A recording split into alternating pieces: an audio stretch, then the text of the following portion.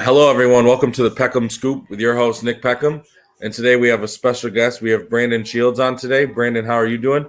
Doing well, man. Glad to be here. Appreciate you for taking time to come on and talk Syracuse basketball. My first question for you, it's actually a two-part question. What was your initial reaction to Adrian Autry taking over? And how important do you think it was to keep the staff together? I think when it was announced so quickly, right? As soon as Boeheim was out, they already had it in place. Who knows how long that plan's been kind of set in there. So the transition has been pretty smooth, I feel like. I kind of felt neutral about it. Went right. My initial reaction was kind of neutral. It was nice that, I think Coach Autry deserves his go. He's been there for forever. The players love him. He's got a bunch of good, big recruiting wins over the years. So, those are all positives, obviously. I think that he is in a good position to take some of the things that maybe he liked or thought were valuable that Coach Boeheim was doing, and then maybe also kind of add his own kind of twist and, bringing in different coaches. There's been talk about more focus on analytics and things like that, which I think it's that's my thing, right? But Yeah. I feel like that's a very positive sign. I don't know why it's 2023 and this is the first time we're talking about analytics and Syracuse basketball, but here we are. So I think that's a good thing. I think it's really important the staff is together because I think it's going to. Well, I was hoping it would keep this core group together, at least the freshmen. Which there have been some good wins as far. It almost feels like you have to recruit your team every year at this point. So there's been some good in-house recruiting wins, I believe. We just like we'll talk about Jesse Edwards later, but the news just dropped on him, and we're still waiting to see what Judah Mintz does. But I think keeping the staff intact was very impactful in those things happening. Yeah, and I know keeping the staff together was probably a major win for Adrian Autry because I know there were some reports that GMAC could look for a head coaching position somewhere else. And you didn't really know about Leon Griffin because he was a guy that Jim Boeheim brought in. Yeah. But I feel like over the last couple of years, they've really grown together as a staff. And we'll talk about the addition of Brendan Strong, who we got from George Washington, who I've heard nothing but great things about. His relationship to his players, his recruiting in the DMV, which I know Syracuse is that's like their main recruiting point is the DMV.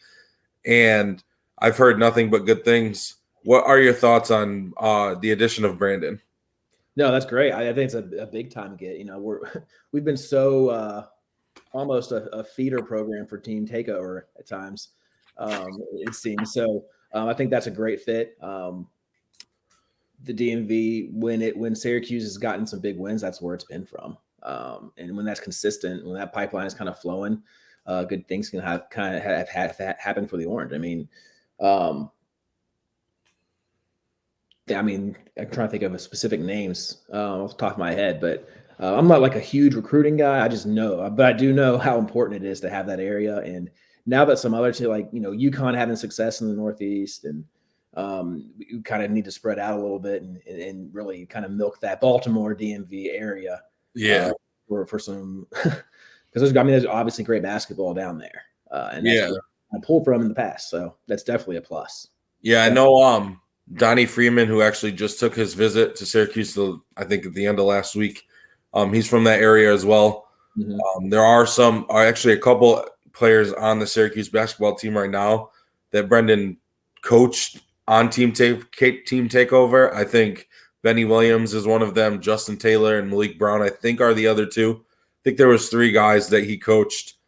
But just his connection to team takeover and just that area in general, especially because I know Syracuse is a big time. They used to be a big time New York City school for recruiting, and now having Rick Pitino at St. John's is definitely going to throw a very good recruiter and potential recruitment stealer away from Syracuse. And even having Cooley at Georgetown now. Yeah. It's not going to be long before they're good again. Okay. So Yeah. So we'll talk about, I think it was 24 hours after Adrian Autry officially got introduced as head coach when they had the big meeting or the big introduction press conference. He landed JJ Starling, who at the time was the number one kid in the transfer portal, and still, I think I was just looking at it this morning. I have it up on my screen now. I'm pretty sure he's still top 5 in the transfer portal. I know he's a Baldwinsville native, but to have that as Adrian Daughtry's first big move to get a 5-star guard to come in is a massive get. And what were your thoughts on that? I, yeah, needed that. I mean, especially losing JG3, we knew we needed to have some productivity in that area. Or just, I don't know who left first, or who if Starling came in first or Gerard. Yes, left. JJ. I think JJ came in first, and then like a week later, I think that's when Joe announced that he was entering the portal. Yeah. So I mean, obviously filling that spot is huge, and we all know the debate about Gerard's positive versus negative. But I think having a guy, and here's the thing, right? Like I think a lot of people kind of think, oh, he had a good freshman year. He's not, he's a 5-star guy, but he only had like 10 a game last year. That jump from freshman to sophomore year is huge. You'll see it with, well, you saw it with Benny. You'll see it with Bell this year, I think. You'll see it with Taylor this year, I think. I think you'll see it with Copeland this year. I mean, Malik had a great. Yeah, he exceeded all expectations for his great end of the freshman end of his freshman year. So you already saw his transition coming. So those guys, when they jump from freshman to sophomore year, they get a year under their belt. They understand the way the D1 game works. I think that's huge. I think his versatility is big. I know he can play both spots. I know he's not necessarily a true kind of point guard. But I think, and here's the thing, right? If Judah and JJ are both there, like they become interchangeable at the top of the zone. You don't have to go to the bench as much because you can just kind of give the other one the ball. You lose a lot of shooting, I feel like. But Judah's shot at the end of the year was coming along. Starling, I think he shot around the same percentage wise that Mintz did. So you've got some average shooters. You don't have any elite shooters out there on the current roster. Bell might take that step and Taylor might take that step, but you got capable shooters though, right? You're not going to have guys that people are going to people just took Gerard out of the game. Yeah. They crowded him. They made him put on the floor, which opened things up for Judah. People don't want to talk about that, right? Like people don't want to talk about that. When you're playing, when you got guys playing full denial all game on one of your players, it opens up driving lanes, right? Which allowed Judah to work. Obviously, Judah's a stud. Okay, he's an NBA player, but if you don't have shooting on the floor, you can't space the floor. And I think we have enough right now that they have to at least respect, or other teams have to at least respect with their defensive scheme. Yeah, I love that you mentioned Joe, because I know, obviously being a huge Syracuse fan, you hear a lot of the negatives from Joe. Yeah. My biggest thing with Joe is people don't realize that the first 3 years of his Syracuse career, he played out of position severely. And that was because we didn't really have another point guard on the roster who could start. I know we had Symir, and a lot of people talk about Symir. Symir was a great guy to come off the bench and change the pace of the game and everything like that. But you saw the real Joe this season, moving off the ball. I mean, at the end of the day, he still scored 1,700 points in his 4 years at Syracuse, which it's not easy. And I know people will talk about his liability on defense, or the fact that big shots in big games, he wasn't the greatest. But when I look back at his 4-year career, I think Joe exceeded all expectations I had for him. I know a lot of people will look back at his high school career where he averaged 50 points a game. You're not going to come into college and do that. I mean, it's just, you got to be realistic at the end of the day.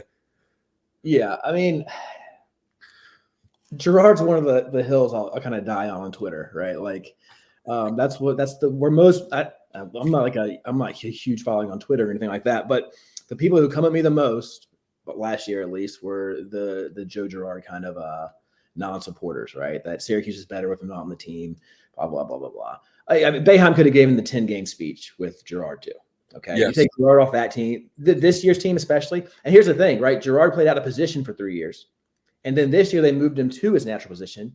And he's the best player on the floor. Well, the player other coaches had to prepare the most for. Yeah. Right? Yeah. Because if you watch the games, right? Like, teams like try to kind of do things with Judah and Jesse, but it's blatantly obvious that Girard was the main focus of every defensive game plan. Okay. So he had his 3 years where he was out of position. And then in his senior year, right, he's the main focal point of all the defense. All right. So, and he still did what he did. It's just funny, people who think he's not good. Like, I would love to set up, this would be a great, like, kind of YouTube show, right? Like, can you beat Joe Girard? Right. Syracuse fans on Twitter, can you beat Joe Girard? Or can you score? Can you do it? Like, can you stop him because you're not going to. Like, people just don't understand. They don't understand. And that's okay. It's fine. It's easy to type things and be like, hey, he's going to be one time somebody said something about him playing in like a YMCA league. I'm like, I'll draft him for my YMCA team.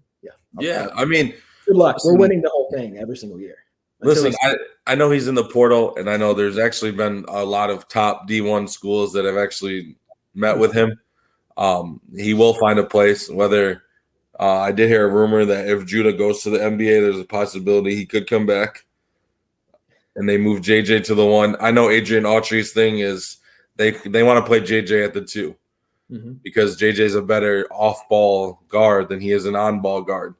Yeah, but we'll see what happens. I mean, best of luck to Joe wherever he goes. He's going to do what he did at Syracuse this year, no matter where he goes, and he may be better at the end of the day. I think it's time for him to go. I think it's time for him to move on and start a new chapter. And with Boeheim going out and Autry coming in, it's a good way to transition and get that grad degree somewhere, and just enjoy your last year away from kind of all the that kind of came along with him being a local guy and all the hype and all the pressure at Syracuse. Just kind of have a new year and do your own thing. I think it's a great thing for him. I'm happy for him. So we'll talk about the breaking news that happened in the last 24 hours. Jesse Edwards is now entering the transfer portal after there were reports of him coming back for his 5th year. Shout out to my guy, Neil Adler, for breaking the news initially about him not coming back. But that's a massive loss at a big position for Syracuse. And before the show, we were talking. Syracuse has 3 centers on their roster heading into next year right now. Munir Hima, William Patterson, who's an incoming freshman, and Peter Carey, who actually redshirted last year, who I've heard the coaching staff views him more as a forward than a center. I know he played center a lot in high school, but I don't think there's any way you can go into next season with Munir Hima and Patterson being your only 2 centers on the roster. Those are 3 projects. Yeah, all 3 of them. They're all which is fun to have. Jesse was a project, but Jesse, I mean, you saw the last 2 years. I know there's a lot of people that will look at Jesse and say he could have been more consistent. And there was games last year where he was invisible, and I'm not going to go out and say he wasn't.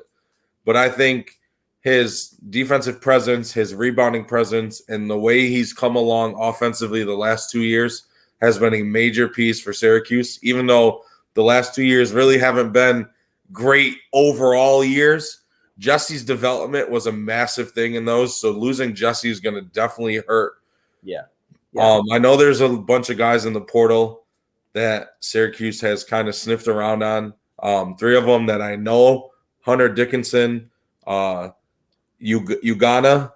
he was a backup center on Kentucky, and he was a freshman last year. And then a guy that I think Syracuse could take a look at that would fit wonderfully at center is Musa Cisse from Oklahoma State.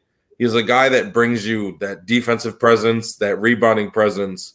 And like you said, if Judah were to come back, especially with him and JJ in the backcourt, I don't think you need a center to score or give you 15 or 20 a night. You just need a guy who can do the pick and rolls and get the rebounds and play defense. But what were your initial thoughts hearing that Jesse is going to enter the transfer portal? Well, I was getting ready to call it a night, and then I saw the tweet, and I was like, man, all right. But obviously, it's not happy.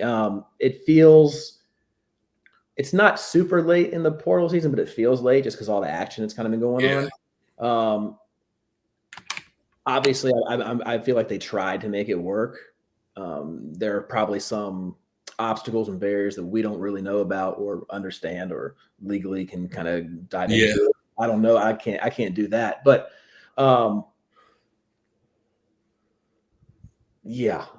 obviously Dickinson is the main target, but he's got Kansas on him right now.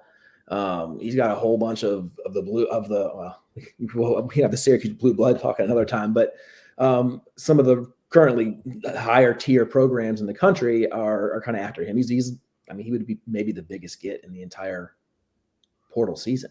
Yeah, I think he's number one still on the portal list.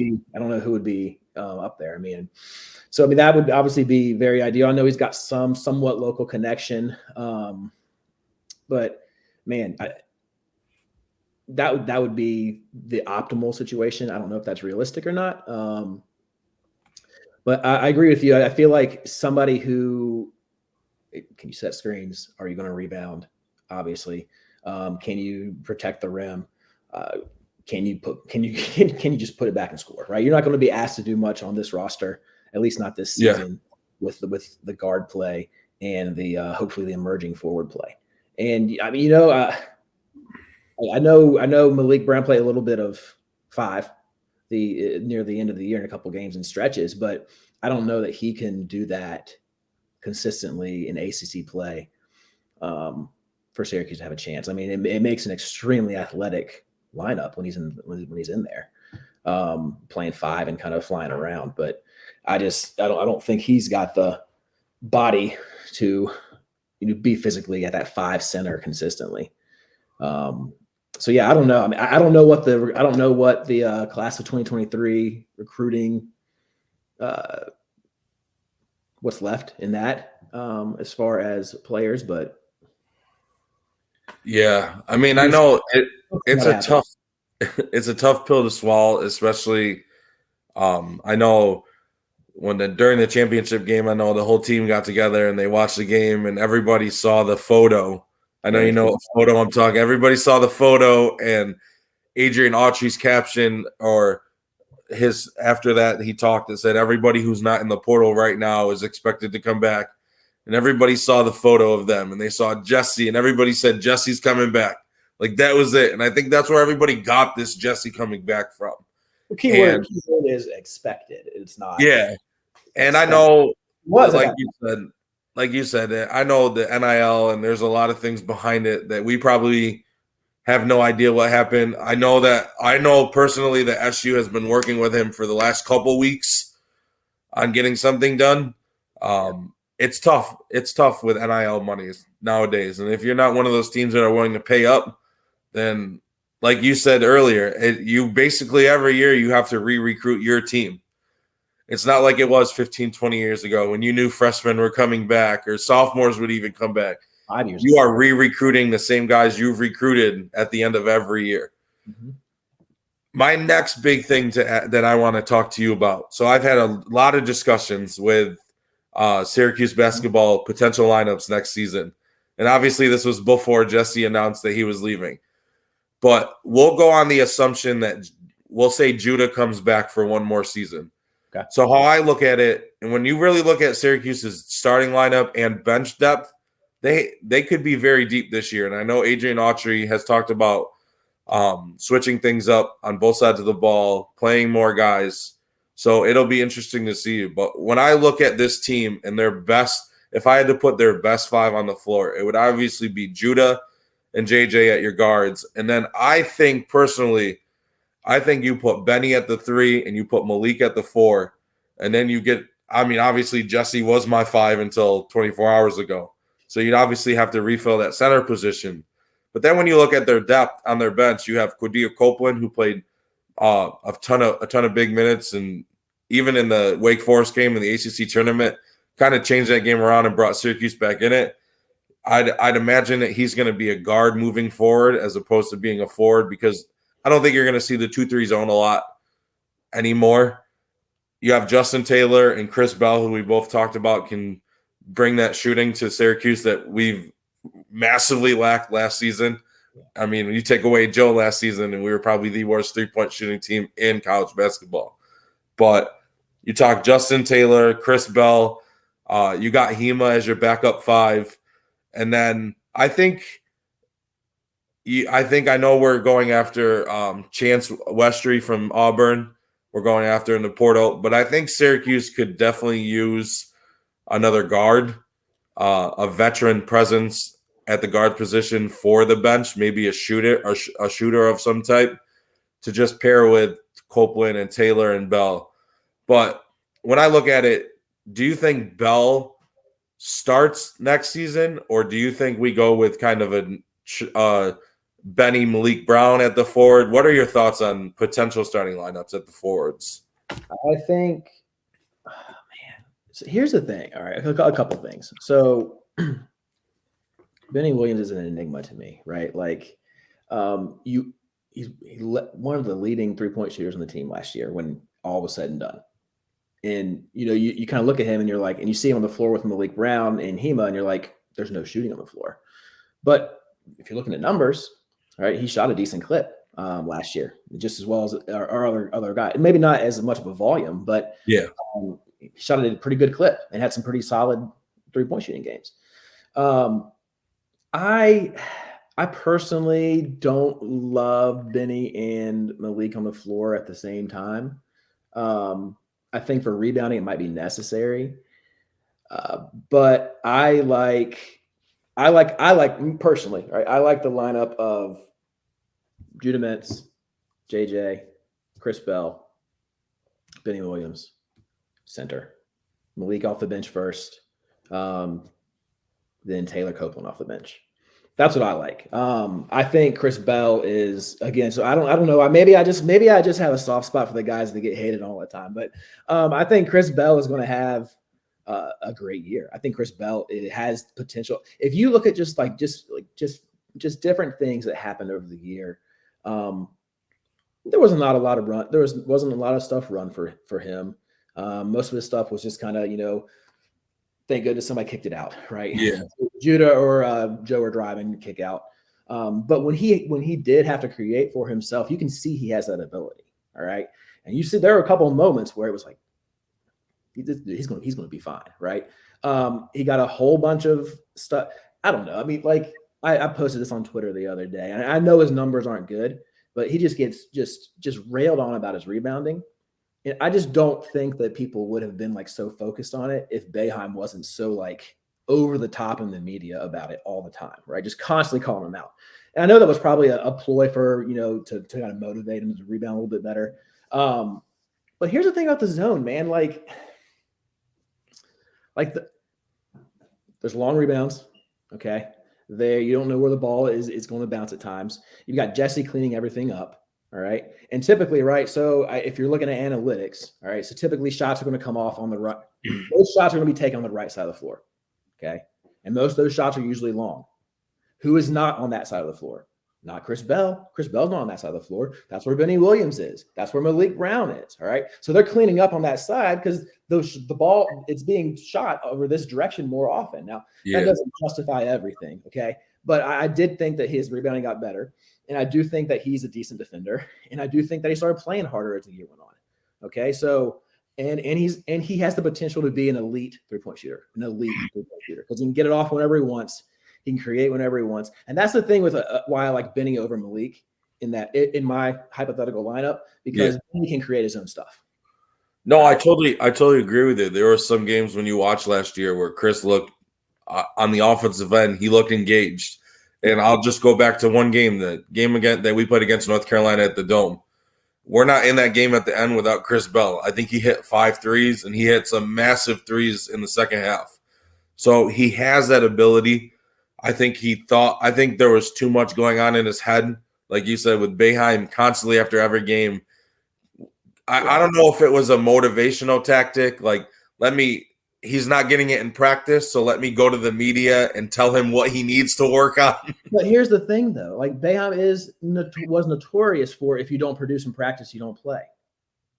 Yes. So is he not rebounding? So you're telling me that he's not rebounding in practice and he's still playing in the game? Exactly. It doesn't mesh. It doesn't mesh. It doesn't make. Or did he realize, or was it? Did he realize he needed him on the floor offensively? And here's what other people will argue too. They'll be like, oh, well, the Syracuse offense was like top 75 this year. The offense wasn't that bad. And okay, fair. However, like when your defense is that poor as it was last year, you better find a way to be like exceptionally good offensively. Okay, because it doesn't matter who you're putting in. Because Taylor was not any better in the zone, and nope. Not by much. Okay, Copeland not any better. So I mean, it was kind of like I get it. I understand why he played there because I know there's a lot of after the Bryant game, especially right, a lot of call for Taylor to get more time, and Taylor had his opportunities. They both had opportunities to kind of really solidify that spot, and I think Bell was just a little bit better. I also think Taylor's going to have a big jump this year. I really do. No, like you said, I think Taylor's that Bryant game when Taylor put the team on his back after Judah got ejected, and I think he scored 27 points in that game and almost willed him to a win. I think everybody was like, they saw that and they said, this is what could happen. But you also have to realize that he also is a freshman. Yeah. So this, like, it's hard. Like, people don't realize when you jump from high school to, we'll say they're D1 obviously, but when you jump from high school to anywhere in college, it's a different game. Everybody's not gonna. Justin might have been the second or the highest leading scorer on his high school team. You're coming to Syracuse and you're competing against guys who have been there and done that. Mm-hmm.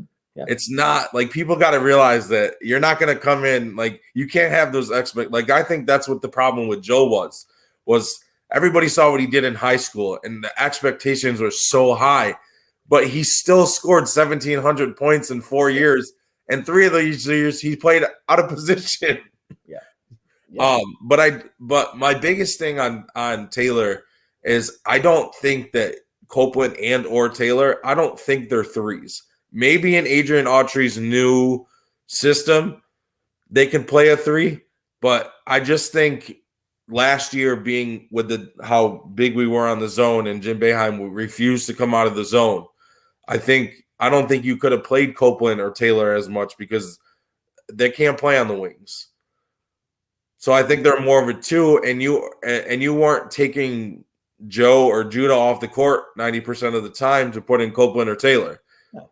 And there's a lot of games where the 2 of them probably played at least 36 minutes or even all 40 at times. Same with Jesse, yeah. But no, it'll be interesting. I think, like you said, I think all the freshmen, the leap from your freshman to your sophomore year is massive.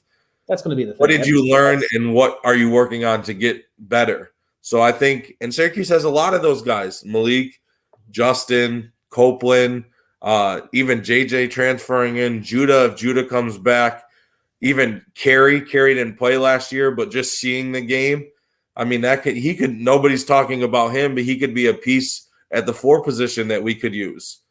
But even Benny, I mean, you look at Benny's freshman season, it was so up and down. And even last year, I mean, I was personally at the Virginia game at the Dome when Benny didn't show up and stayed home. And everybody in the Dome was talking about, oh, he's entering the portal tonight. He's leaving. And I'm like, guys, maybe they're college kids at the end of the day. Maybe he just needed to step away. And I understand it was a massive game, right? And you don't want to lose a player like that. But maybe him and Boeheim talked and they worked something out. And Benny was just like, I need to step away. But literally there was probably 25,000 people in the Dome. And that's all you heard all night was, is he entering the portal tonight? What's going on? Like, let it play out at the end of the day. That's the thing too, right? Like well, so first off, he had a great run at the end of the year. I mean, like now everybody is like, thank God that Benny is staying. Okay. Like, I mean, like he had a couple of nice games to close out the year.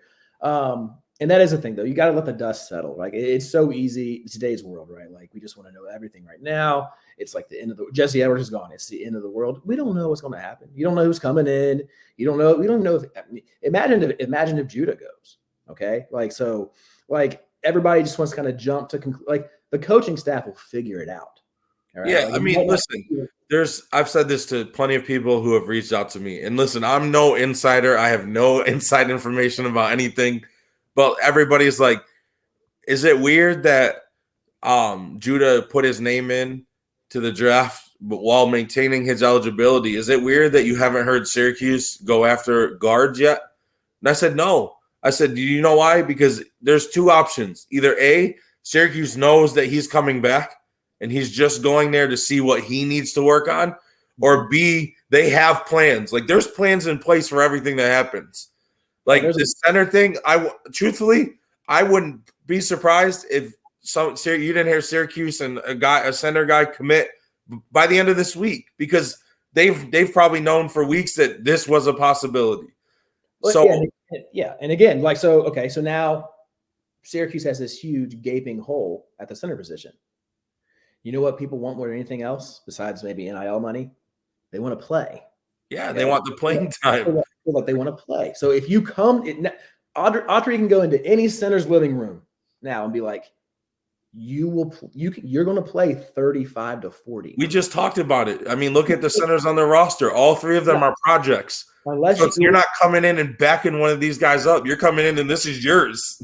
The only time Jesse Edwards ever came out last year was foul trouble. Other than that, he's playing the entire game. Yes. Right? And that's totally okay with me. Okay. So that's one thing that you can pitch. I mean, I don't know what everybody else has, but it's not a bad thing to be able to pitch. Hey, you're going to be out there the entire time. We just picked up a 5-star in JJ Starling. We got these freshmen who are coming back or who are going to be sophomores and better. Judah Mintz is probably going to be coming back. Like we got tons of pieces, right? And you can be the center of that in the middle of the whatever we're playing defensively or offensively. Yeah. I would love to pick up a physical big man. I want to, yeah. That's the biggest thing to me. A little meat would be nice. Like I love watching Jesse Edwards play. He's probably one of my favorite guys I've watched develop over the years. But having a guy, if you watch the NCAA tournament, which most Syracuse fans probably did, the level of physicality inside is glaringly lacking with Syracuse. Yeah, I mean, you just look at the championship game. You had Sonogo and you had I'm having a brain fart now, but the center for San Diego State, they're two guys that they bang and they don't mind banging. Like we don't have that. We haven't had that. You look back even before Jesse, it was Chukwu, and like Christmas, the last one. Yeah, Christmas, and then even before that, you got to go back to maybe Arenze.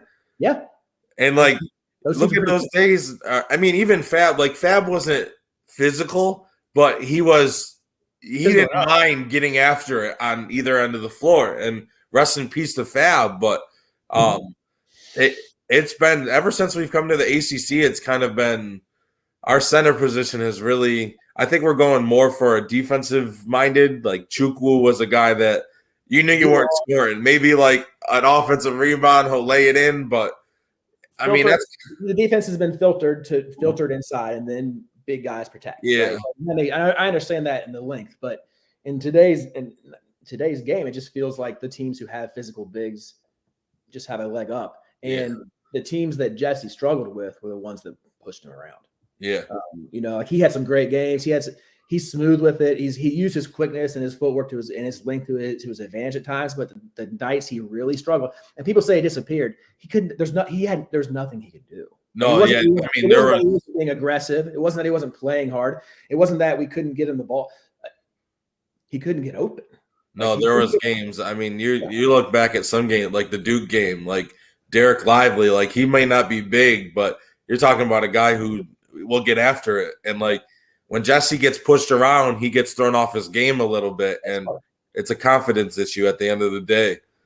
But speaking of all of that, I was actually this past week I did a Nike basketball camp with Eric Devendorf, out in Syracuse at the YMCA. So we did that, and Joe Girard came in and talked to the kids on one of the days, and then he opened the floor to questions. And the first question he was asked was, one of the kids said, "Are you coming back to Syracuse next year?" And Joe laughed about it, but he was like, I haven't really, all options are on the table at this point. I haven't really thought about where I'm going yet. He said, I've just been meeting with teams, but I was like, wow, way to just throw it right out there, right on the table. And I was like, holy cow. But speaking of that, I mean, I know Syracuse fans a lot of them are like, oh, guys are transferring out. So now there's officially 4 Syracuse players in the transfer portal with Jesse. Obviously, Jesse, Joe, Symir, and John Bulajak have all entered the portal. Honestly, I know it might hurt Syracuse fans to hear this, but I think the only major loss is Jesse. Joe, I really didn't expect Joe to come back, especially once we landed JJ. It never made sense for Joe. Symir, at the end of the day, Symir wants a bigger role, and it wasn't going to happen this year. All best to Symir. Symir's a great guy off the court as well as on the court. I know Symir from growing up in this area.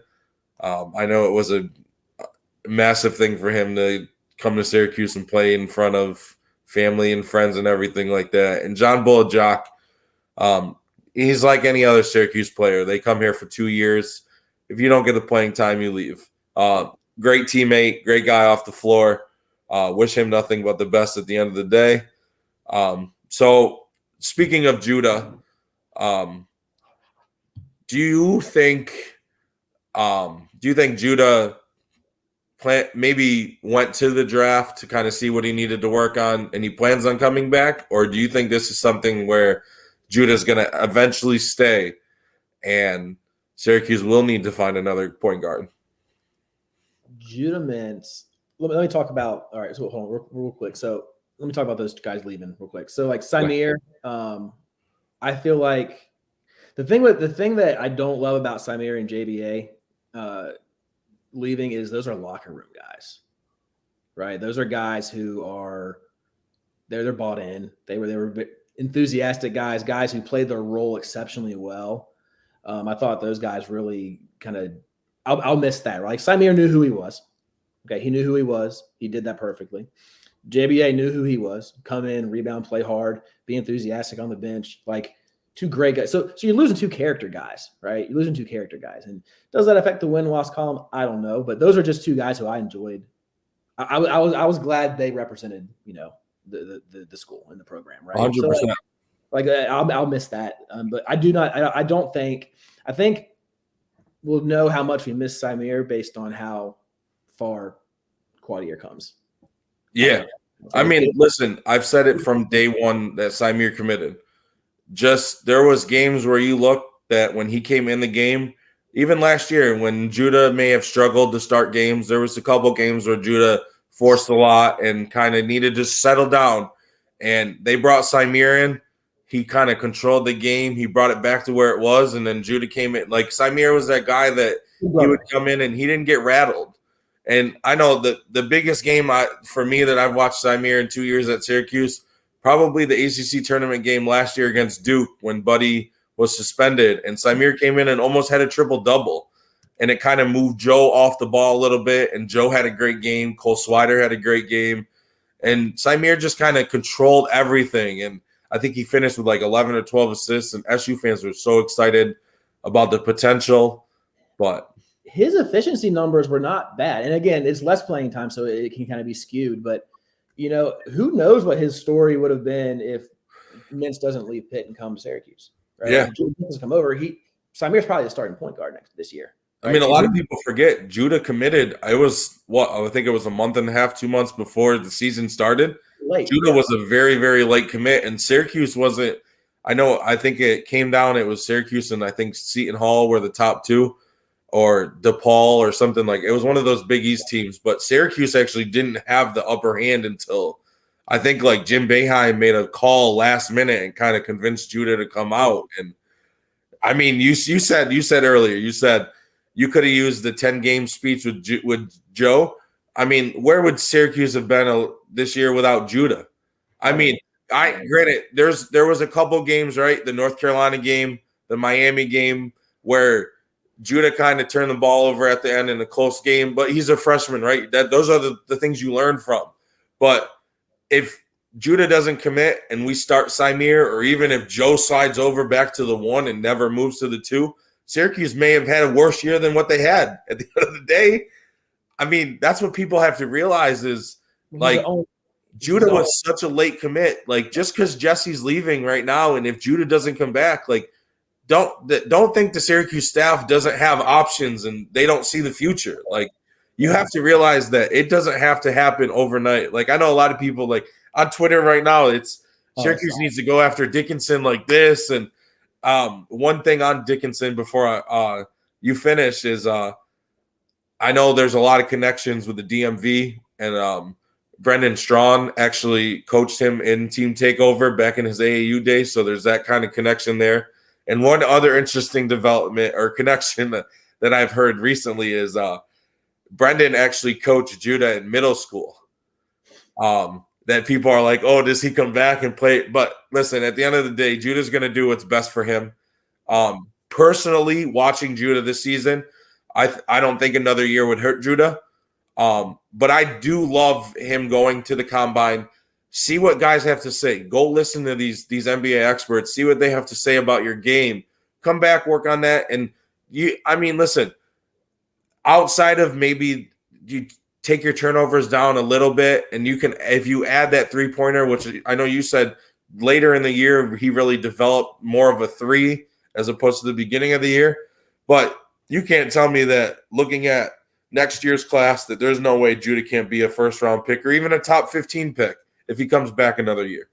Yeah. So like you said, he turned it over a little bit, but think of how much the ball was in his hands, right? Like, the ball was in his hands a lot. Right? Yeah, you're going 35 minutes a game worth of ball handling. With the focal point. I mean, every ball screens for you. I mean, they may have had the ball a little bit here and there, but so as far as Judah goes, I feel like Judah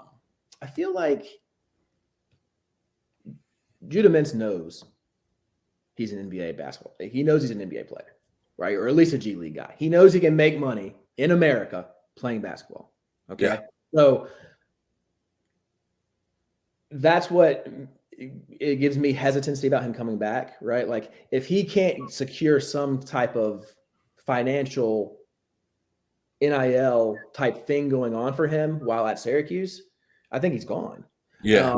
And like, because again, he knows he's not going to graduate from Syracuse. Okay. He's not going to do it. He's not a 4-year guy. He's not going to be, period. Okay.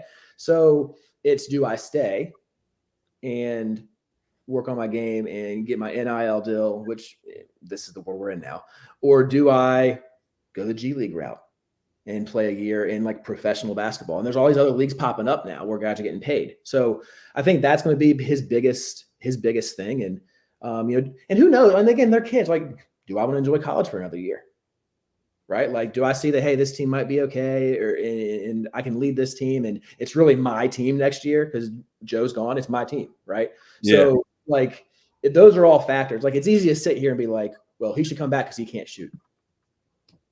I mean, first off, he can shoot, and or he needs to go. He needs to come back because he turns it over too much. Okay, yeah, that's easy, like, to kind of sit here and say, but there's like so many things that kind of go into it and that decision. Again, you're talking about a life-altering decision for people and their families. Period. Right? You know, my brother's a Duke fan, and he will. He'll talk about guys who aren't any good. Like, a couple of those guys left early, and he's like, "Oh, they're not any good." Da, da, da. And I'm like, man, like, they should stay for this and that. I'm like, you would not stay. All right. Like, if you're 20 years old and somebody comes up to you and says, hey, I'll give you $500K to do this for the year, blah, blah, blah, blah, blah. Yeah, I'm going. Yeah. And I think the biggest thing is, well, yeah, I'll see you. All right. I'll come back and get that college degree later, because that's a thing. You can do that. Yeah. People just don't understand what that is really like. It's a world that we don't really truly, we don't know everything that's on that scale of decision making for these guys. It's not just I think the biggest thing is that people don't realize is, like, even if he goes and gets drafted, and let's say he plays in the G League for a year, you have 24/7 gym access. You have like the things that you need to work on, still have a chance to work on. As opposed, you come back to Syracuse for another year, you gotta take classes, you gotta be up, you gotta like you still have that gym access, but you don't have to worry about in the G League, you don't have to worry about taking classes. You don't have to worry about that college stuff. So you can literally just focus on your game, and you could be with guys coaches that have NBA experience and players who have played in the NBA on your G League team that can say, hey, this is what you're going to see. And I mean, it's a whole different atmosphere, especially with the expanding of the G League and just helping guys get to that. I mean, look at Cole Swider, for instance. There was a lot of guys that said he should have stayed at Syracuse for another year. He went to the G League. He killed the G League. He's actually he's going to be on their playoff roster tonight as one of their 12 men. The Lofton guy. Yeah, Kenneth Lofton Jr. He was league MVP and then came in and played the other day and dropped 42 points. Like the G League is there for these kids. Yeah. It's not like there's nothing. Like if you don't make the NBA, it's not like you have nowhere to go. Yeah, it's not the G League from like 10 years ago. No, it's not. And just because it's not on TV, nobody knows about it, right? So or understands it. So I mean, like I feel like I feel like that's a big factor for him. And again, he's getting if he goes, he gets paid to play basketball and just play basketball. And that's hard for a lot. That's hard for a lot of guys to turn down. Would Syracuse offer him the same amount of NIL as he would get in the G League? And that's what I'm saying. You're not. I don't think you're gonna get $500K. I mean, I'm just saying. I don't know what the G League number is. I just made that up. But like, I don't know. I think that's a big thing that has to factor into it. Because again, he's not going to be here for 4 years. Period. Yeah, no way. If he comes back, it's 1 year, and then next year he'll be a first-round pick. And again, the bottom, and again, people like don't like to like it doesn't happen a lot, but you get hurt, and like I mean, imagine just losing hundreds of thousands of dollars because you got hurt. Yeah, I mean, look at guys I mean, it's a different instance, but like look at Kyrie Irving when he played at Duke. I think he played 8 games and then got hurt and missed the season. Yeah. Like, and he didn't have to go to college. At that time, I think you could jump from high school. It was right before they changed the rule. Yeah. So he came to Duke for 1 year, got hurt, it could have messed up his whole career. Look at Zion, for instance. Zion went to Duke, had some injury problems here and there, went to the NBA. I think he's missed more games now than he's played in the NBA. He's still getting paid, but like, yeah.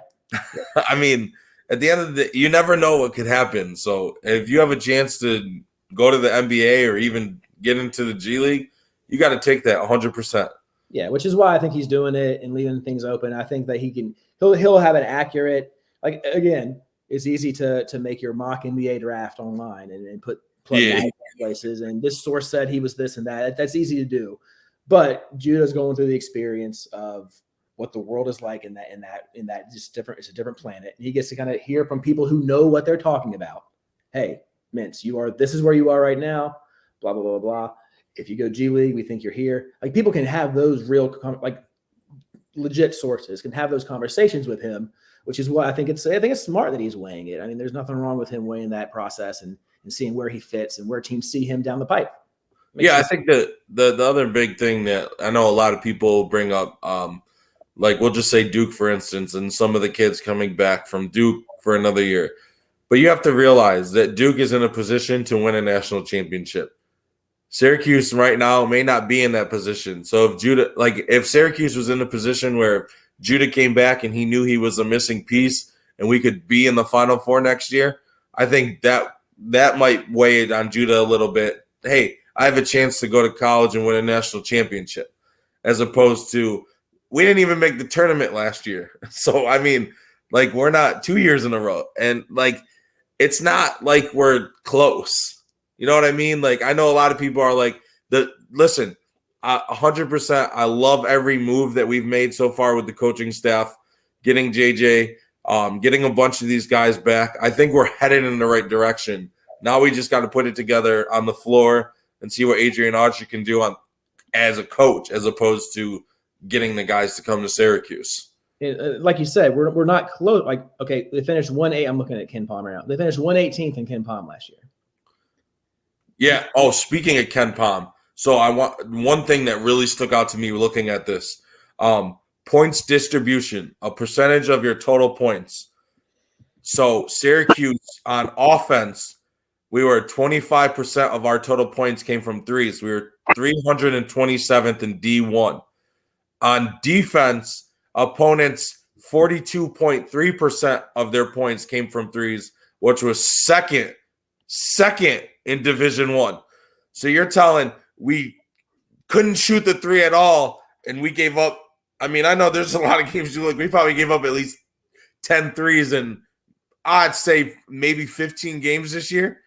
So when you look at that, our percentage of our points offensively from three is at 25%, 327th in Division 1. Yeah, there's 300. On the other hand, on defense, we give up a 42% clip from three, which is second in Division 1. The gap between that from 327th to second, that's one stat right there will tell you why Syracuse struggled this season. And whether we like it or not, it's modern basketball, right? Like, you have to be able to score from three. And I think, I mean, you take Joe out of the equation, and who really shot? I mean, Benny at the end of the year hit some threes. I mean, okay, so all right, so Joe was 38.1%. Yuta was 30.3%. Jesse was 100%. With his 1-3 that he hit against NC State. Vinny Williams was 39.6. He only took 48, but 39.6. Chris Bell shot the second most. He was 34.5. Justin Taylor shot 61. He was 39.3. So, I mean, like, those are decent numbers. And here's the thing. So, like, here's what one of the, like, alarming statistical trends, because I mean, I covered each game pretty closely and followed it all year. This is one of the things that, like, bothered me the most. Another one of my, like, Twitter fights, right? So, like, Syracuse shot 36.2% from three. That's 67th in the country. They were the 67th best three-point percentage team in the country. They were 342nd in the three-point ratio. So three-point attempts divided by field goal attempts. They were 342nd. So you have a top 70 three-point shooting team.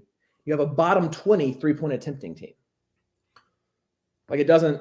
Yeah, I mean, there was games where it doesn't add up to me. Like, there was games where I'd look at the box score after the game because, like, obviously I watched every game Syracuse played in this year, but I'd look at the box score after the game and you look at Syracuse's threes and it's 7, 8, 9, and I'm like, that's all we shot, and 6 or 5 or 6 of those were Joe, and then maybe Chris Bell would have a couple, or Benny may have one, or like. But that's the thing is, like you said, you're such a good three-point shooting team, but yet we don't shoot threes.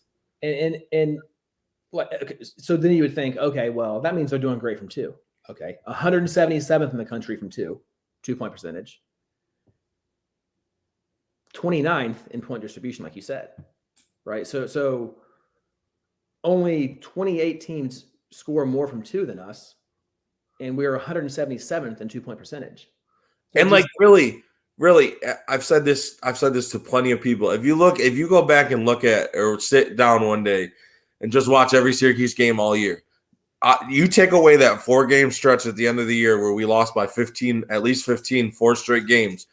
Syracuse was in every game this year outside of the Virginia Tech game at Virginia Tech. And I don't mean within. I mean, there was 4 or 5 games where Syracuse had a chance to get a quad 1 ACC win late at Miami, home against North Carolina, home against Virginia, even at Virginia when we came back from, I think we were down like 16 in the second half. We just couldn't figure out how to close games. That was our biggest problem. I won't go into that, but I won't go into the Peckham quote on that one earlier in the year. Okay, but that's true though. I mean, like, the narrative for this team was, and maybe any fan base can say this, but the narrative for this team was that close to being completely different. You get 2 of those, 3 of those, right? Like, we might not make the tournament, but the narrative is completely, like, flipped.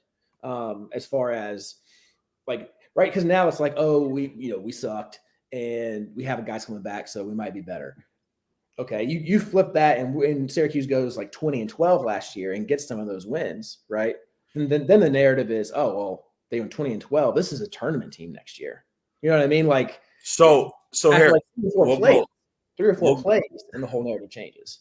Yeah, we'll go here. So we beat NC State at home. It was a massive win. It was our first top 25 win in 2.5 years. Huge. We were 16-10 and 9-6 in the ACC. We lose 4 in a row, bad.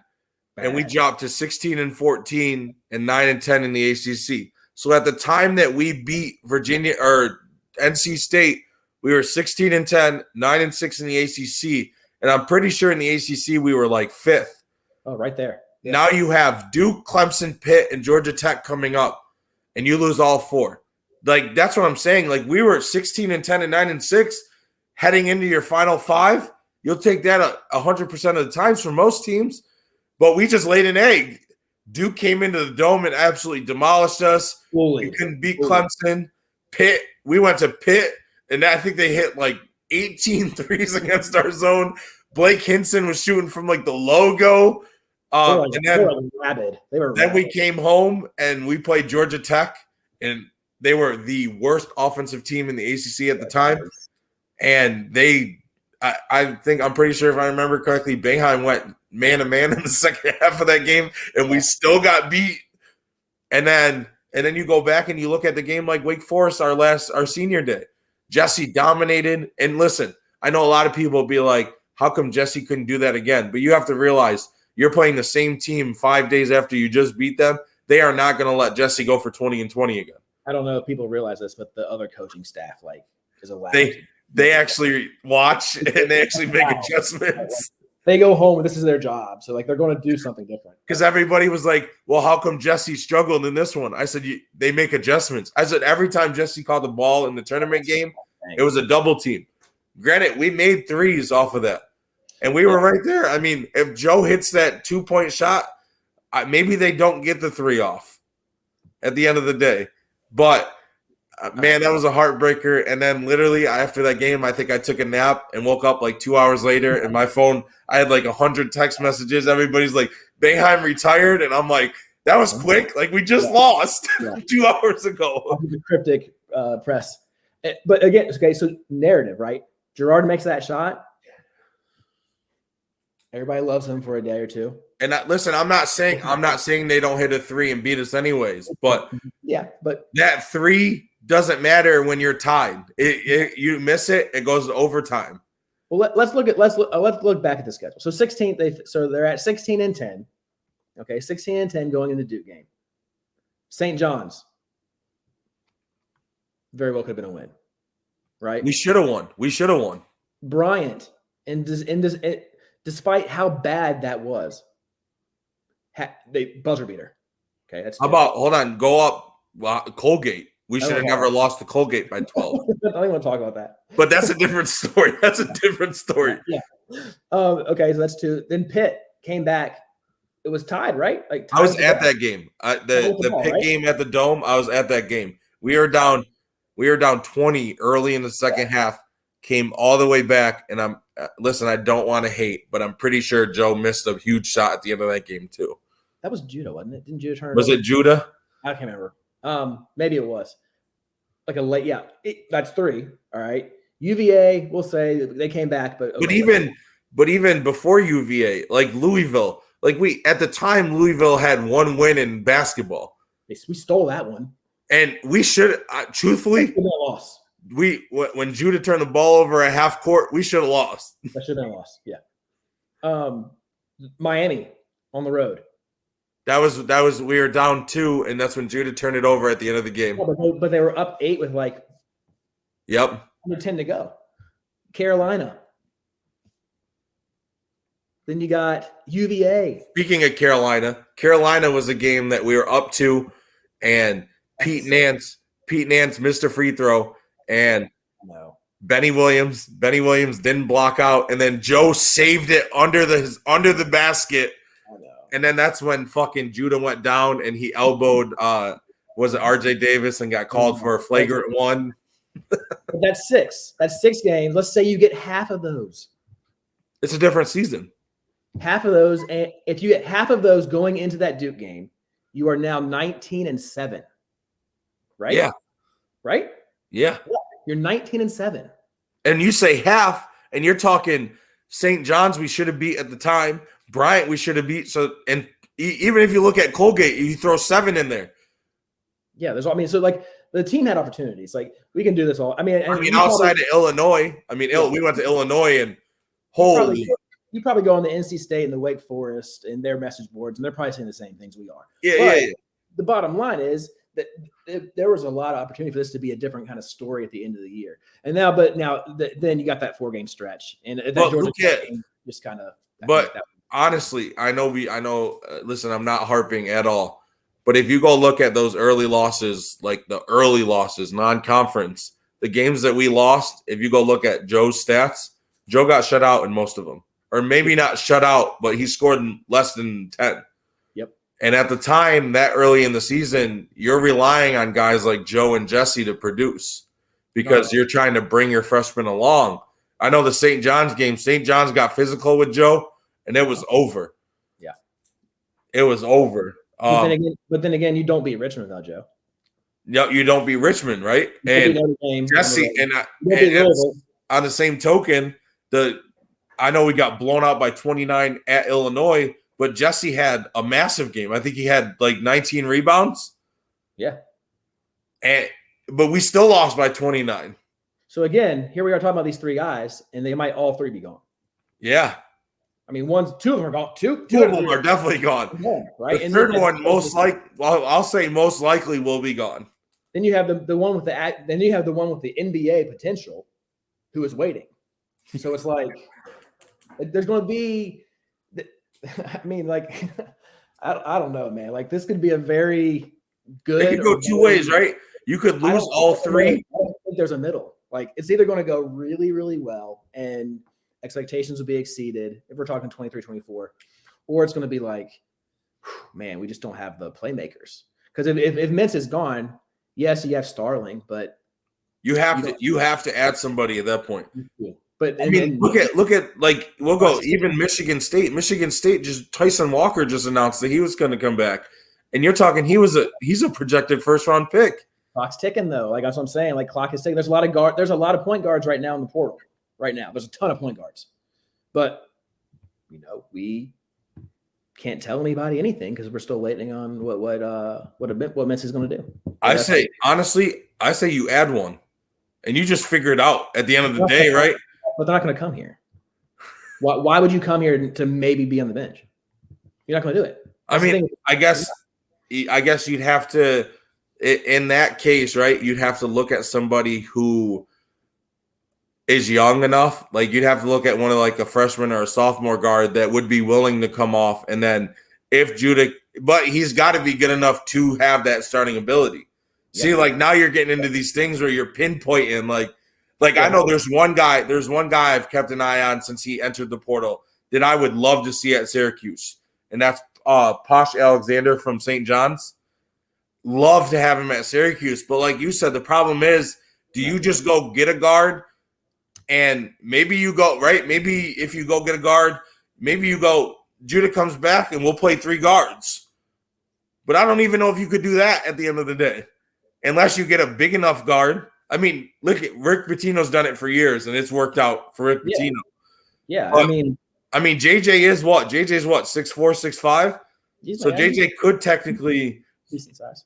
I mean, if you're not playing the zone, I guess it really doesn't matter if you're playing man to man, right? That changes things too, because I think we're so used to like being like position wise, like that's what I'm thinking, right? That's why I have to play here because he's this and this. When I talked about like Deere and Justin Copeland, like they're not threes, but yeah, if you're playing man, I guess you could be interchangeable. Playing man, you're switching 1 through 4 defensively. Yeah, you have a lot more flexibility. Then you make your choices based on offense. I mean, because you're talking, I think the deadline to come back to school, I think is like the middle of May or early May. So you're talking at least another month. And I don't know if you can wait that long for Judah. I really don't. But again, like So that's here's the thing, right? Like everybody's like, well, we gotta go get a guard. We gotta go get a center. It's just not like like you don't just like pick them off of a tree and be like, oh yeah. I mean, center now has got to be at the top of your priority list. Yeah, until we know for sure about Mintz, yeah, it has to be number one, and I'm sure it is. Like, do you think Red Autry like didn't like he just woke up this morning just absolutely just taken aback and surprised that like no, okay, like, no, like fans, yes. The coaching staff, I'm sure this was something that they've planned for weeks. Yeah, and they've been talking to guys like, hey, we don't know what's going to happen with Jesse. You know that's happening. But yeah, so I don't know what we were talking about, but the schedule, right? Yeah. And then you have the Wake Forest game in the end. So I mean, like it's just a complete. You just don't know. But Syracuse dropped from 88 after that NC State win to 127 before the game against Wake Forest. That's how devastatingly bad the performance was number-wise too. Okay. Yeah, like, I mean, you look. Tom is not just like, oh, this is my vote in my opinion. These are the numbers and where you fall. 88th to 127th in 4 games. That's how bad it was numbers-wise. Yeah, I mean, you look. You go 22 points, 18, 17, 20. I mean, the worst one. Listen, if you're gonna pick any of the 4, it's a Georgia Tech game. That was Boeheim's dad. You gave up. I think so. I know Boeheim. He's been on a lot of talk shows recently, and like even talking after he retired and everything. He said that it really hit him that 4-game stretch when he was like, he said I just didn't know what to do. He said I even went man, and we still got dominated. You gave up 96 points to a Georgia Tech team that averaged at the time, I think it was like 61 a game. If that, and fired the coach, by the way. And then fired their coach. Okay, so like, yeah, it was bad. It was bad. Like, I think there's a lot of overreaction last year. I think after that 4-game stretch, I think the reactions were warranted from like just the fan base and just like what I kind of saw because that was very. It was a low. It was a low of a low. Bad. It's bad. I mean, when you really think about it, it was. I don't know if it could have gotten much lower. It's one thing to lose. Right? Like, it's one thing to lose those 4 games. That wouldn't have been a big deal. But the way it kind of went, because like you're coming in. I mean, you're coming in on here. Let me go back and look. You're coming in on a 3-game winning streak, and you just beat NC State at home. It's a Saturday night. You got Duke in the Dome, and they literally came in and just it was over by halftime. It was over. Duke just bullied them. Clemson played really well. Pittsburgh was just fraud. They were just waiting for Syracuse after all the Boeheim stuff. They wanted that game. They were rabid. The fan base was rabid. Like that place was insane. Okay, and then Georgia Tech was just like, no, nothing left. Nothing left. So looking at the updated, I'm on 24/7 Sports, looking at like the transfer portal. For point guards, like so again, I mean, you look at the top 5 point guards that are in the portal. LJ Cryer already committed. Caleb Love went to Michigan. Baldwin went to Penn State. He followed his coach. Tremont Mack left Houston and went to Arkansas. The number 1 player is Taron Armstrong, but he's getting recruited by like some of the top schools out there.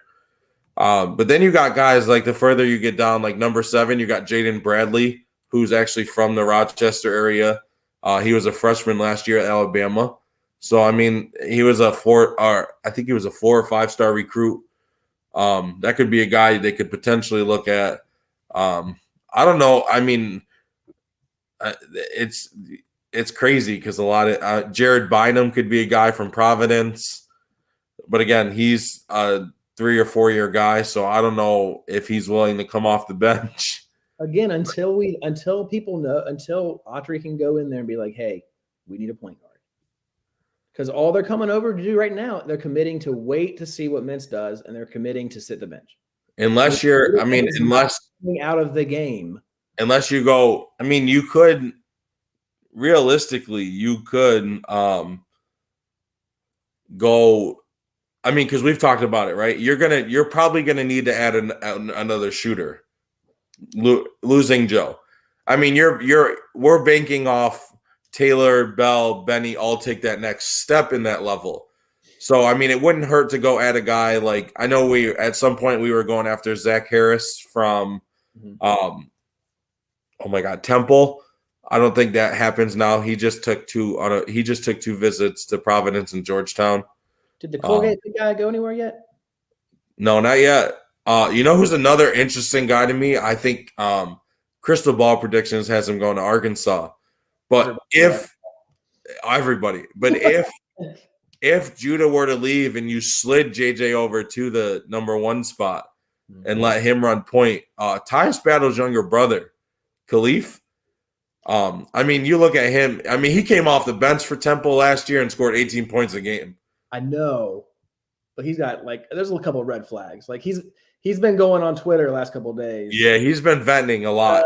I don't know, man. That's not the best way to get teams. They think he's going to go to Arkansas at the end of the day. But I mean, if Judah leaves, you always have that potential to slide JJ over and add a shooting guard. I just don't know if the coaching staff sees JJ as more of a point guard or a off-ball guard, because JJ's strengths are off the ball. I mean, what if? I mean, right? So I know we're in on Chance also. Chance is more of a forward, but he could bring you a little bit of shooting. Well, what happens? What happens if Quadir Copeland has an MCW type freshman to sophomore year? I mean, that's the hard part, right? In coaching in general is just figuring out we don't see we see who they go after and stuff. We don't see how's Copeland? Justin Taylor is another one. What if he makes that jump? He could be your 2 guard at the end of the day. Or Chris Bell even. I mean, again, Bell's a 6'7" shooting guard. You got some size. So I mean, it's very intriguing and it's fun to talk about. But man, I just don't know. I don't know. It can go a couple of ways, and I'm banking on those freshmen taking jumps as sophomores because that's what usually happens.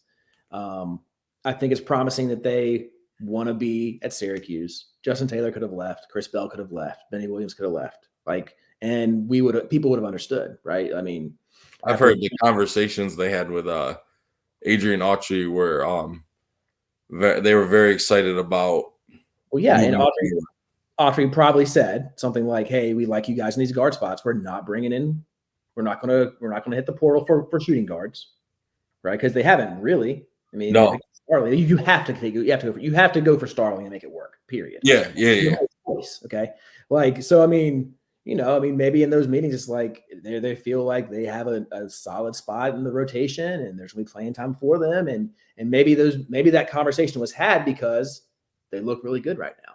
I was surprised that Copeland, Williams, Taylor, and Bell all came back. I don't care what conversations you have. My biggest heading into the offseason, I would have said the biggest 2 question marks for me would have been Chris Bell and Benny Williams. Yeah, absolutely. I mean, Justin Taylor and Malik Brown made sense coming back. They're guys that Adrian Autry recruited, heavily recruited. But Chris Bell, the way that his season kind of went, and Benny Williams being at Syracuse for 2 years and kind of being up and down, those were the biggest question marks. And to see them both, I was excited. I won't sit here and lie to anybody. When I heard Benny was coming back, I was excited. Because Benny you see it in Benny.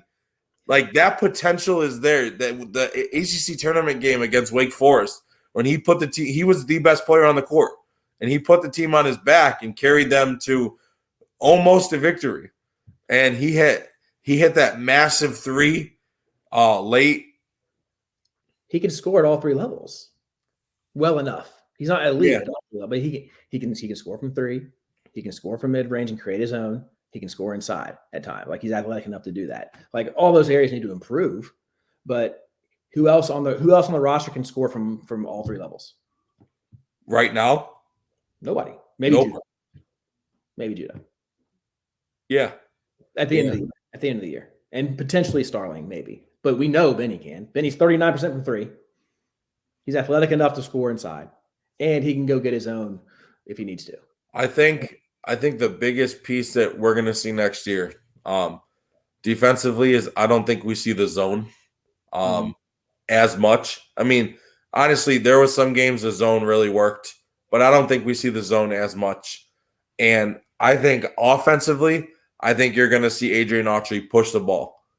And I think you're going to have, because listen, you're going to, like you said, we have a lot of guys that are versatile. So Benny Williams can get a rebound and push the ball. Chris Bell can push the ball. So I think you're going to see guys get rebounds and run up the court and just let's get out. Let's have more possessions. Let's shoot more. Just the little things like that. Yeah. I do think we'll see less zone. And here was the issue I felt like with the zone. And I don't know. I know it's probably a combination of personnel, and it's a combination of teams getting used to attacking, and it's a combination of better shooting in general, teams and their schemes, right? But in the past, when the zone worked well, it felt like it was like achieving its purpose and like disrupting, getting teams uncomfortable. Like last year, it felt the zone. The only time the zone like looked good was when teams just missed. Yeah, they missed. It wasn't because we were doing anything. I didn't feel anyway. It was just they were obviously they made adjustments and things like that. But it felt just from bird's eye or eye test was we're not doing anything. They're just missing their shots because the amount of open threes was very, very bad. Yeah, I mean, you go back the last two seasons, right? Not this past season, but the year before, Buddy, Jimmy, Cole, Joe. The biggest thing was we let the ball get to the free throw line every possession. And after that, we got killed. This year, it was more we didn't get out on shooters. Because everybody has four. Everybody in the ACC can shoot. You can't guard at all. Like everybody has four. And then if you're all outside, we're so frail inside that they just high load us to death. And it was either they were getting wing threes, corner threes, or throwing alley-oops from the free throw line. Best example was at Virginia Tech. Okay. Best example was at Virginia Tech. Right. They got four guys who can shoot it. Okay. So it was they either went swing to the corner, or it was Basili and Mutz doing high-low, just layup, open three. I think I saw a stat that there was a total of 3 triple-doubles in college basketball this year, and 2 of them came against Syracuse. Yeah, because you put a guy in the middle, and he just kicks it out and scores, or gets put back. Because when everybody's on the perimeter, okay, they can't all rebound.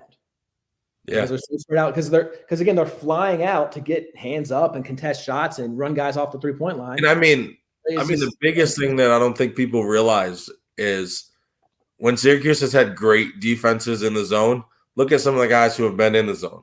You've had length, and you've had we'll go back to when it was like Michael Carter Williams and Brandon Trish at the top, and then you had length at the back end, or back in the day when you used to have like Arenze, Rick Jackson, and Paul Harris on your back line. Like this year, we're small up top, and we don't really have, outside of Jesse, we don't really have that length on the back end. Like Chris isn't long. Malik Brown isn't long. Benny's not long. And listen, no offense to Joe, but Joe is not your top of the zone type of guard. And Judah played good. I think our best defense this year was when Judah and Samir were at the top of the zone together. Yeah. But we were so bad offensively at times that you just couldn't take Joe off the floor. Pick your poison. So the last time it was a top 50 defense was 2019. Okay, and that team was you had Tyus at the top, you had Frank Howard at the top. Yep. You had O'Shea and Elijah on the forwards. And you had Dolly was the center guy, right? Then you got Buddy off. You had Buddy off the bench. You had Chukwu off the bench, and you had Jalen Carey, who just transferred again, off the bench, right? So that's that lineup. If you compare that, right? So you got Frank and Tyus versus Judah and Joe. You got 2 guys who are 6'6". Yeah, Judah and Joe, and aggressive and athletic as hell. Yeah. Right. On the forwards, you got O'Shea and Hughes. versus Chris Bell and Benny. And then you got Merrick versus Jesse, which that's probably a draw. So the year before that, they were the fifth best defense in the country in 2018, and that was that exact same team plus Chukwu. Yeah, but you had Elijah Hughes rebounded. There was games where he had 7, 8, 9 rebounds in a game. No, sorry. That 2018 team was Tyus and Frank up top, O'Shea and Merrick on the wings, and Pat and Chukwu in the middle. Yeah, there you go. So you have O'Shea and Dolage at your wings. You got a 6'10" guy and a 6'9" guy. Yeah. That are length. That's length. and then again, Chukwu was just like a tree in the middle of the zone. The 17th best three-point shooting defense in the country that year. Yeah, because we got out and contested. Yeah. We rebounded. And you had, like you said, you had two athletic freaks at the top of the zone. Yep. Listen, Frank Howard is another player that, just like Joe, he gets hated on by Syracuse fans. But Frank Howard ran the team. He shot threes. He got into the paint when he needed to, and he played in hell on defense. Would you take Frank Howard in the portal right now? 100%. 100%. And yes, Jalen Carey did enter the portal again. Yeah, I'll never forget his freshman year when we played in Madison Square Garden, and he had two of the best games I've ever watched a guard at Syracuse have. And then after that, it was over. Like, it just disappeared. Then he got in the doghouse, and then it was done. Then he went to Rhode Island, and he did okay at Rhode Island. But yeah, he'll be. But that's the thing. That's why, back to Benny and Bell, that's why I'm so surprised they came back. And they're like similar, right? They've both been in the doghouse, the Boeheim doghouse, the media Boeheim doghouse. They've both been through it. They've both been yanked and benched in like 30 seconds into the game, right? So like they've both been through it. And I don't know. We talked earlier a couple of days ago. I was like, I just can't see a situation where, wrong, right, or indifferent, if Boeheim was still running the show. I cannot see a situation where they were both here. I can't imagine that. I can't imagine that. Like that would be beyond surprising to me if that happened.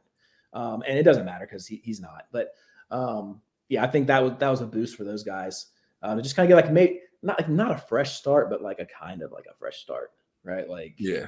Okay, so I mean, listen, I've said this since we've joined the ACC. There's been guys who have transferred out from Syracuse who have looked very good, and there's been guys that Syracuse has landed that have also looked good. I mean, you look at like Elijah Hughes. You could have never told me when Elijah Hughes came to Syracuse that's what we would have gotten. Or Jimmy. I mean, even Jimmy and Cole Swider, they were up and down, but like Jimmy brought that old man post game to Syracuse that we missed. We haven't had that in years. Cole had an up and down year, but Cole could stretch the floor, shoot. He didn't mind going in the paint. But then there's guys like Robert Braswell, who I thought a couple of years ago was a key piece off the bench, who he ended up transferring. You look back, when we first joined the ACC, but BJ Johnson ended up leaving, and he ended up being like this star at LaSalle. He averaged like 20 and 10 a game. Ron Patterson back in the day. I mean, it's like a hit or miss. So you don't Torian Thompson, who I thought at Syracuse could have been a star at the wing, and he went to even Richmond hasn't done that much. Like, I was just talking. 24 minutes a game. It's like playing 25 minutes a game, and he's a good player. But okay, cool. Yeah, I'm taking Judah over Kadari. Quincy left and went to Oregon, and I think he's been worse at Oregon, truthfully, than he was at Syracuse. But Greener, baby. But when you look at that, like this year's team, you would have had Kadari and you would have had Quincy. But if you have Kadari, you don't have Judah. Yeah, you don't. No way. 0 chance. But Quincy would have been nice to have on this roster. Yes. Yeah, I mean, there's a lot of fans that they're like, I'd love to have Joe back to come off the bench next year.